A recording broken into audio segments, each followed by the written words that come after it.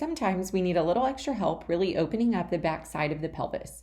Inverted breathing is a great position to open up your back body, feel your breath go all the way to the back of your pelvic floor, and create more space in the back of the pelvis.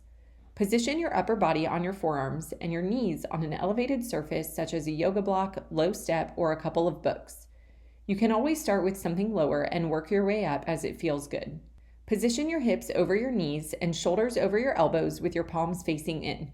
Press into the ground through your armpits, the back of your elbows, and your forearms so that you are not sinking down into your shoulders and chest.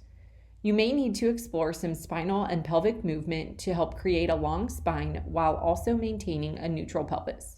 We want to avoid tucking the pelvis into a posterior pelvic tilt or dipping forward into an anterior tilt.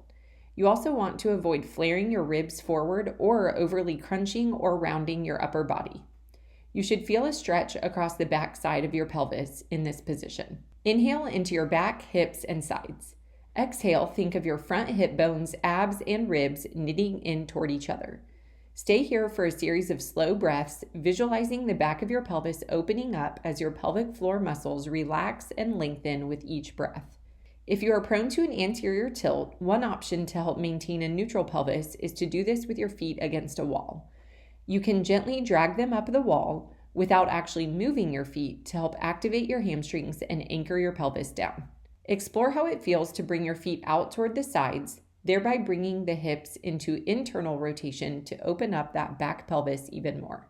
Be sure there is no pinching in the front of your hips as you breathe here, and that you stay long through your spine.